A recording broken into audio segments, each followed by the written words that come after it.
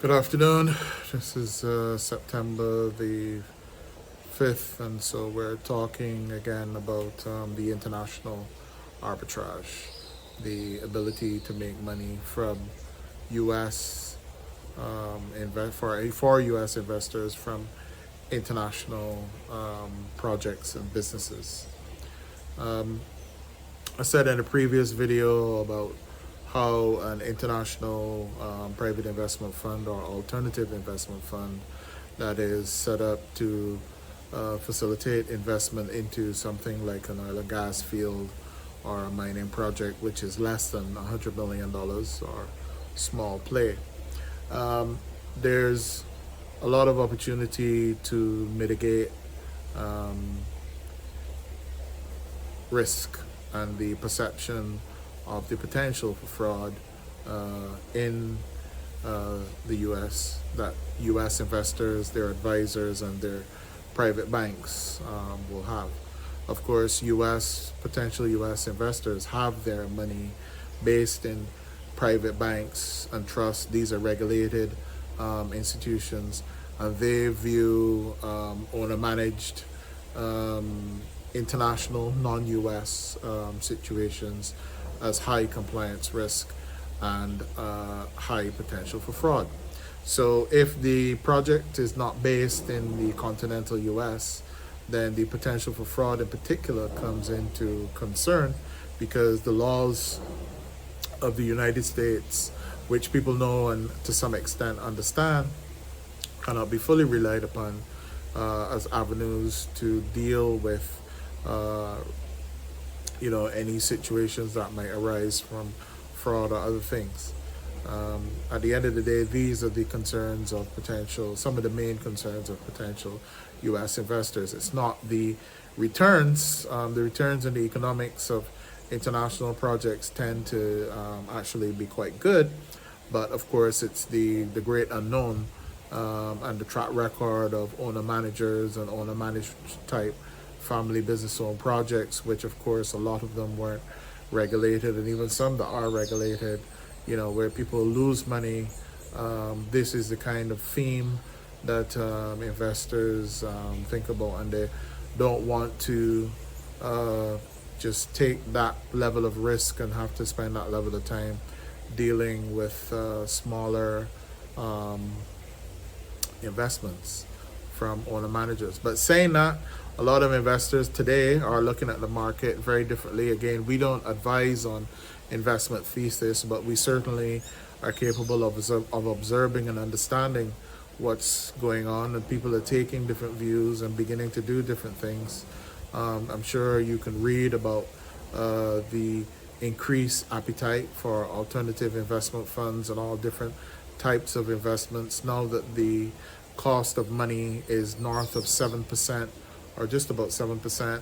Banks, family offices, and people who might have been pouring lots of money into real estate when the cost of money was zero are now beginning to look at different things.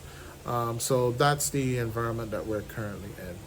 So one of the things we talked about was an international private investment fund, which is being used to facilitate investment into uh, a project which is outside of the United States. Can have a range of service providers in the U.S. like custodian, the regulated custodian, the broker dealer.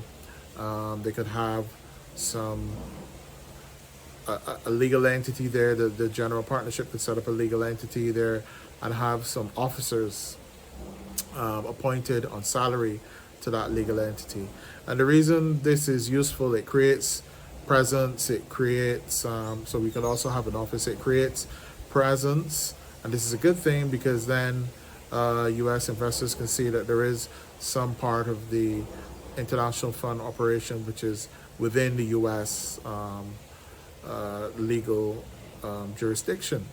But of course, what the fund doesn't want to do is, it's an international fund that may have 50 or more percent of U.S. investors, but we don't want the entire fund and its profits to be subject to tax in the U.S. because that's not necessary. And so we talked about a double tax treaty, having the general partner in a jurisdiction like Canada or the UK or Barbados or some other jurisdiction that has a double tax treaty. Ireland with the United States is a good way of making sure that the fund does not become tax resident in the United States of America. We'll get into some videos about the international tax, nuances of international and cross-border funds, but those are very kind of more specific things. So we'll get into those in a couple of months. So now that you have all these operations and things in the U.S., one key thing is you cannot use introducers and finders and pay people commissions to talk to and hunt for accredited investors in the U.S. Doing promotional things in the U.S. So if the general partner has an entity and some officers or employees in the U.S., those persons who are associated with the general partner can actually do, they're based in the U.S., so it's useful that they are going to be able to do business development, promotional type work, marketing in the U.S., presenting their face, representing, facilitating the marketing. If you hire a third-party marketing firm or if you're doing it yourself, so those officers in the U.S. Can be doing that marketing, talking about the fund and doing the promotional work, then that's a significant benefit of using those people that way. So when you're setting up your presence in the U.S., that's what you need to be thinking about, because you need to do business development marketing there that is not based on commission. It's not going to be based on commission. Broker dealers don't necessarily, all of them, especially at the lower levels of funds being raised, do not carry out marketing, or even if they do, it might be very expensive, but they don't do the marketing. They facilitate and do all the things that broker dealers and transfer agents do. So you're going to need someone anyway, or some people to do your marketing. So having one or more persons in the U.S. who are capable of doing that will be ideal for the owner manager that is operating this fund. As always with owner managers and family-owned businesses, cost-benefit analysis is always front and center.